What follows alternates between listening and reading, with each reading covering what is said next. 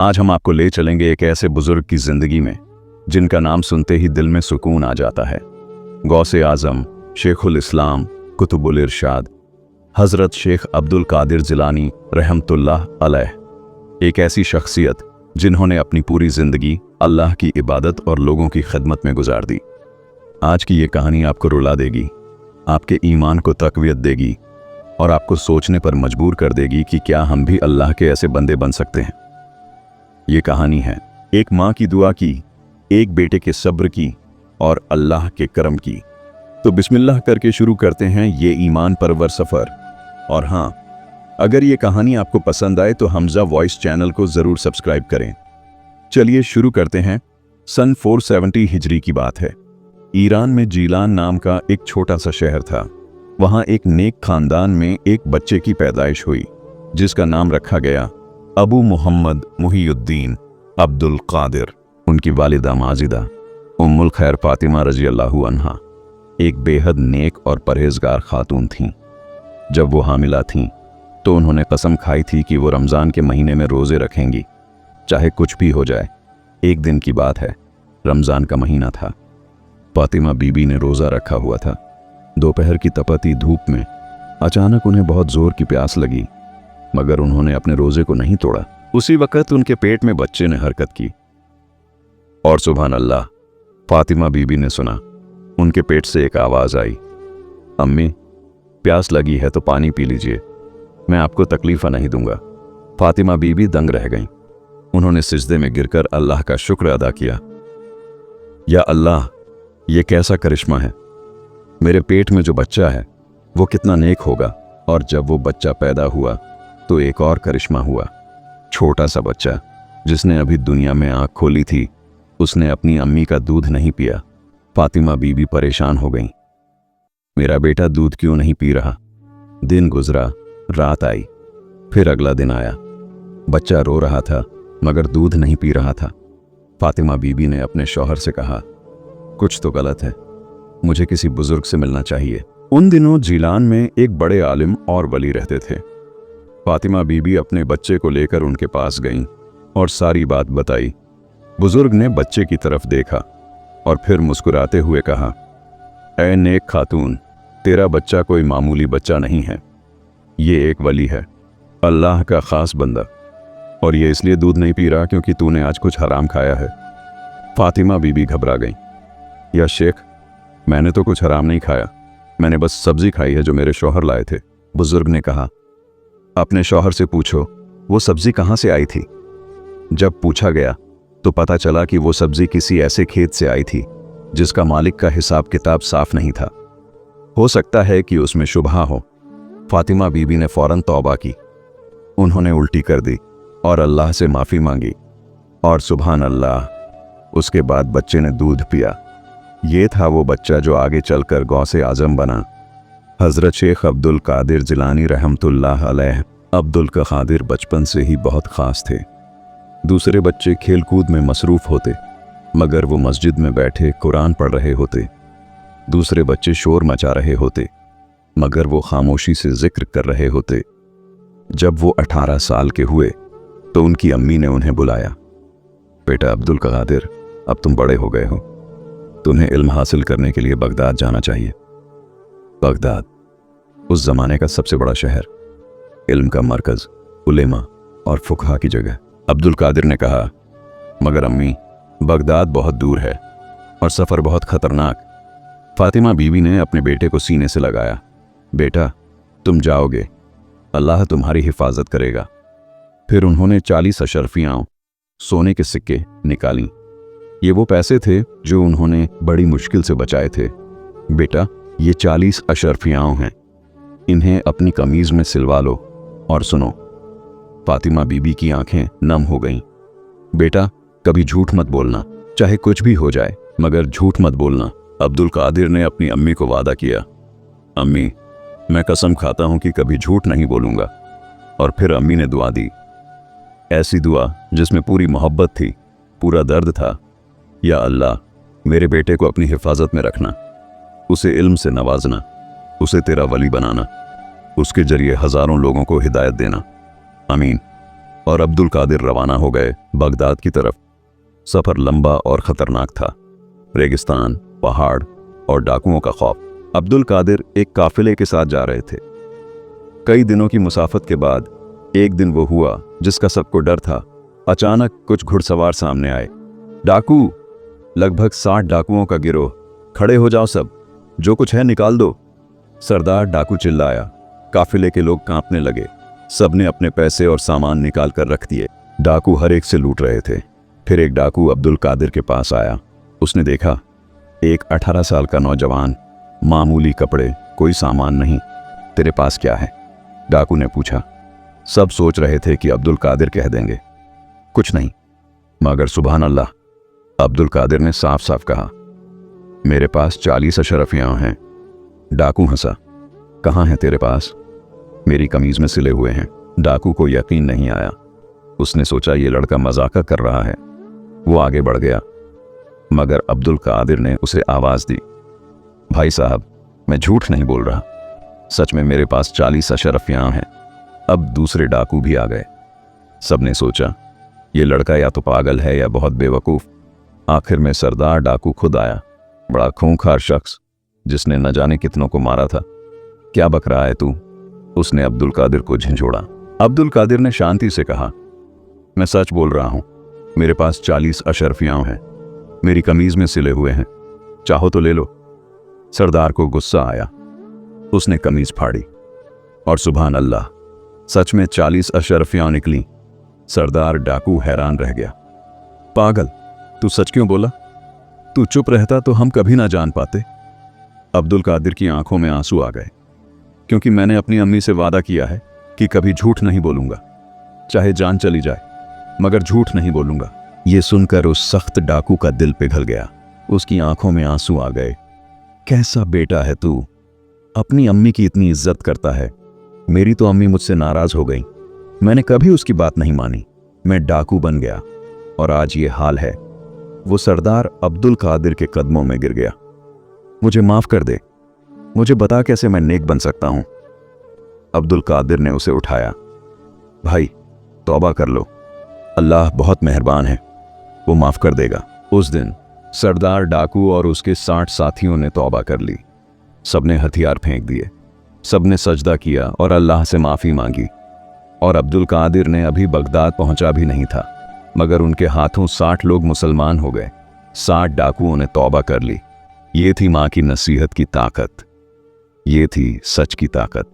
जब अब्दुल कादिर बगदाद पहुंचे तो उन्होंने देखा क्या खूबसूरत शहर है।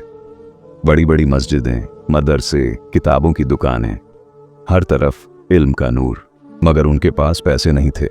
वो 40 अशरफियाँ तो डाकुओं को वापस कर दी थीं। हाँ, उन्होंने ज़बरदस्ती वापस करवाई थीं। अब्दुल कादिर ने एक मदरसे में दाखिला लिया। दिन में पढ़ते, रात में मस्जिद में सोते। खाना कभी मिल जाता, कभी भूखे रह जाते, मगर उन्होंने हार नहीं मानी।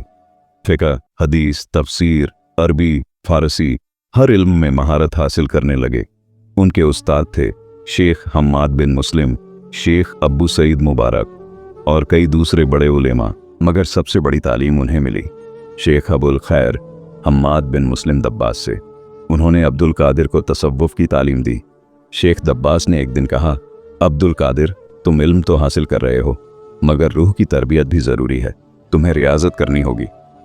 रियाजत? वो क्या है उस्ताद? अब्दुल कादिर ने पूछा। नफ्स को मारना, ख्वाहिशों को ख़त्म करना, अल्लाह के सिवा हर चीज़ से ताल्लुक़ तोड़ना। और फिर शुरू हुआ वो द्वार जो कम लोग बर्दाश्त कर पाते। अब्दुल कादिर ने फैसला किया कि वो बगदाद छोड़कर जंगल में चले जाएंगे। वहाँ अल्लाह की इबादत करेंगे, नफ्स को काबू में करेंगे। बगदाद से बाहर घने जंगलों में वो चले गए। कोई इंसान नहीं, बस जंगली जानवर। कोई घर नहीं, बस पेड़ों की छाप। कोई खाना नहीं, बस जंगली पत्ते और घास। पहले दिन, पहली रात, अंधेरा, ठंड और जानवरों की आवाज़ें। अब्दुल कादिर ने वुजू किया और नमाज पढ़ी। फिर वो जिक्र में मशगूल हो गए। अल्लाह अल्लाह अल्लाह। पूरी रात जिक्र किया। सुबह हुई तो फज्र पढ़ी, फिर तिलावत की, फिर जिक्र। दिन गुजरे, हफ्ते गुजरे, महीने गुजरे। कभी कभी उन्हें भूख इतनी लगती कि पेट में ऐंठन होने लगती। मगर वो सब्र करते। कभी कभी इतनी प्यास लगती कि होंठ फट जाते, मगर वो सब्र करते। एक बार ऐसा हुआ कि 3 दिन तक उन्हें कुछ नहीं मिला, न खाना न पानी। चौथे दिन उन्होंने देखा एक सेब का दरख्त, उस पर एक लाल रसीला सेब। अब्दुल कादिर की नजर उस सेब पर पड़ी। भूख से बेहाल हाथ आगे बढ़ा, सेब तोड़ने ही वाले थे कि अचानक एक आवाज आई, अब्दुल कादिर, ये सेब हराम है। वो रुक गए, चारों तरफ देखा, कोई नहीं था। फिर वही आवाज, ये बाग किसी और का है, बगैर इजाजत सेब मत तोड़ो। अब्दुल कादिर ने फौरन हाथ पीछे खींच लिया। भूख खत्म नहीं हुई, मगर उन्होंने हराम से बचने के लिए सब्र किया। बाद में पता चला कि वो जगह किसी किसान की थी और अल्लाह ने उन्हें हिफाजत दी थी। ऐसे 25 साल गुजर गए। 25 साल जंगल में अकेले अल्लाह की इबादत में। इन 25 सालों में क्या हुआ? उन्होंने हजारों बार कुरान खत्म किया, लाखों बार कलमा पढ़ा, लाखों बार दुरूद शरीफ पढ़ा, हजारों रातें तहज्जुद में गुजारी, कई बार पूरा पूरा हफ्ता फाके में गुजारा, मगर वो नहीं टूटे, वो नहीं हारे। और फिर एक दिन अल्लाह ने उनसे कलाम किया। एक रात की बात है, अब्दुल कादिर तहज्जुद पढ़ रहे थे। अचानक उन्होंने देखा चारों तरफ नूर फैल गया और फिर एक आवाज आई, अब्दुल कादिर, जी मेरे मौला। अब्दुल कादिर ने सजदा किया।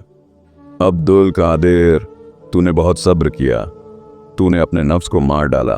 अब वक्त आ गया है कि तू लोगों को रास्ता दिखाए। वापस बगदाद चला जा और लोगों को मेरी तरफ बुला। अब्दुल कादिर रोने लगे, या अल्लाह, मैं कौन हूं? मैं लोगों को कैसे हिदायत दूंगा? मैं तेरे साथ हूं, तू बस मेरी बात कह, मैं तेरी जबान से बोलूंगा। और फिर वो वादा हुआ जो कयामत तक याद रखा जाएगा। अब्दुल कादिर, तू मेरा वली है, मेरा महबूब है।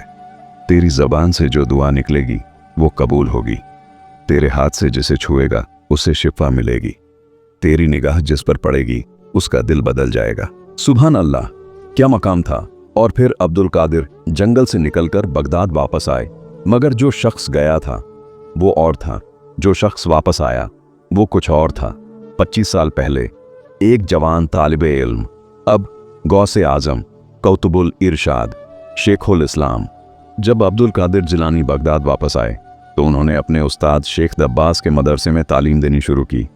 पहले दिन बस 10-12 लोग आए, मगर जब उन्होंने बयान शुरू किया तो लोग हैरान रह गए। कैसी तकरीर, कैसा अंदाज, ऐसा लगता था जैसे दिल से दिल को बात हो रही हो। लोग रोने लगे, सख्त से सख्त दिल पिघल गए। गुनाहगारों ने तौबा कर ली। अगले दिन 50 लोग आए, फिर 100, फिर 500, फिर 1000। कुछ ही महीनों में शेख अब्दुल कादिर जिलानी का नाम पूरे बगदाद में फैल गया। लोग कहने लगे, अगर दिल में सुकून चाहिए तो शेख अब्दुल कादिर के पास जाओ। उनके बयान में 70,000 से ज्यादा लोग होते थे। हाँ, आपने सही सुना, 70,000 कातिब, लिखने वाले। 400 होते थे जो उनकी बातों को लिखते रहते थे। उनके एक बयान में 5,000 ईसाई मुसलमान हो गए। 100 डाकुओं ने तौबा कर ली। हजारों लोगों ने नमाज रोज़ा शुरू कर दिया। क्या था उनकी तकरीर में? वो सिर्फ वाज नहीं करते थे, वो दिलों में उतर जाते थे। वो डराते भी थे और प्यार भी करते थे। वो जहन्नम का खौफ भी दिलाते थे और जन्नत की खुशखबरी भी देते थे। एक बार एक बादशाह आया, घमंड में चूर। सोचा, देखते हैं ये शेख कैसा है। मगर जब शेख साहब की नज़र उस पर पड़ी तो बादशाह कांप गया। उसे लगा जैसे शेख साहब उसके दिल को पढ़ रहे हों। शेख साहब ने फरमाया, ऐ बादशाह, तुझे अपनी ताकत पर घमंड है। याद रख, एक दिन तू मेरे और तेरे बीच एक ही फरकन होगा, मैं काफन में और तू काफन में। बादशाह रो पड़ा। उसने तख्त छोड़ दिया और फकीर बन गया। ऐसे थे गौसे आजम। अल्लाह ने गौसे आजम को बेशुमार करामात, करिश्मे दिए थे, मगर शेख साहब कभी उनका इजहार नहीं करते थे। पहला वाकया, अंधे की आंखें। एक दिन एक अंधा आदमी आया, या शेख, मेरी आंखें चली गई हैं, दुआ कीजिए। शेख साहब ने अपना हाथ उसकी आंखों पर रखा और दुआ की। सुभान अल्लाह, उस शख्स को नजर आने लगी। लोग हैरान, मगर शेख साहब ने कहा, यह मेरा कमाल नहीं, अल्लाह का करम है। दूसरा वाकया, डूबती कश्ती। एक बार कुछ तिज्जार, व्यापारी समुंदर में सफर कर रहे थे। अचानक भयंकर तूफान आया, कश्ती डूबने लगी। सबने मिलकर चिल्लाकर कहा, या शेख अब्दुल कादिर जिलानी, मदद। और सुबहान अल्लाह, उन्होंने देखा समुंदर के बीच में शेख साहब खड़े हैं। उन्होंने अपना हाथ उठाया और तूफान शांत हो गया।